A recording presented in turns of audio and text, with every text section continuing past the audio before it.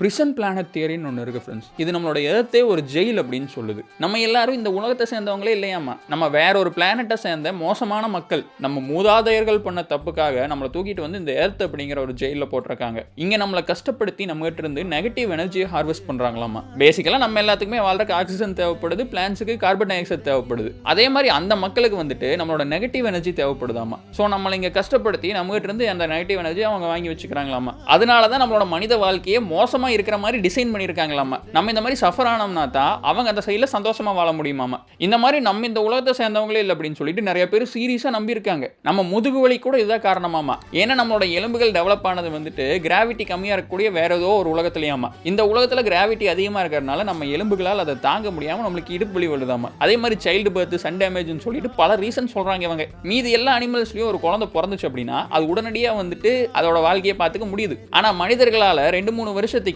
ஒண்ணுமே பண்ண முடியாது. நம்ம தப்பு பண்ணா நரகத்துக்கு போயிடுவோம் அப்படிங்கிறது, நல்லா இருந்து செத்ததுக்கு அப்புறமா வந்துட்டு நம்ம சொர்க்கத்துக்கு போயிடுவோம் அப்படிங்கிற ஐடியாலஜி எல்லாம் மேபி இதனால கூட வந்திருக்கலாம் அப்படிங்கிற மாதிரி சொல்றாங்க. நம்ம எங்கிருந்து வந்திருக்கோம், இறந்ததுக்கு அப்புறம் எங்க போவோம் அப்படிங்கிற எந்த ஐடியாவும் இல்லாம நம்ம மனிதர்கள் வந்துட்டு ஆயிரக்கணக்கான தியரிஸ் உருவாக்கி வச்சிருக்காங்க. இதுல எதை நம்புறதுனே தெரிய மாட்டேங்குது ஃப்ரெண்ட்ஸ். யோசிச்சு பார்த்தா ஒரு ஏட்டம் வெடிச்சு அதுல இருந்து ஒரு உலகம் உருவாகி அதுக்குள்ள தண்ணி உருவாகி அதுக்குள்ள ஒரு உயிரினம் உருவாகி அந்த உயிரினம் நிலத்துக்கு வந்து அங்கிருந்து அது மங்கீஸா மாறி மங்கீஸ்ல இருந்து மனுஷங்களா மாறணும் அப்படிங்கறத விட வேற ஏதோ பிளானட்ல வந்துட்டு இந்த உயிரினங்கள் இருந்து அங்கிருந்து இங்க கொண்டு வந்து இறக்கி விட்டாங்க அப்படிங்கிறது கேட்கறதுக்கு கொஞ்சம் ரீசனபிளா இருக்குது இல்ல. அப்படி ஒருவேளை அந்த உலகத்துல இருந்து நம்மளை கொண்டு வந்து இறக்கி விட்டு போனாங்க அப்படின்னா அங்க இருக்கிற உயிரினங்கள் எப்படி உருவாச்சு? இப்படியே பேசிட்டு இருந்தா ரோட்ல பைத்தியமாத்தான் அலையணும்.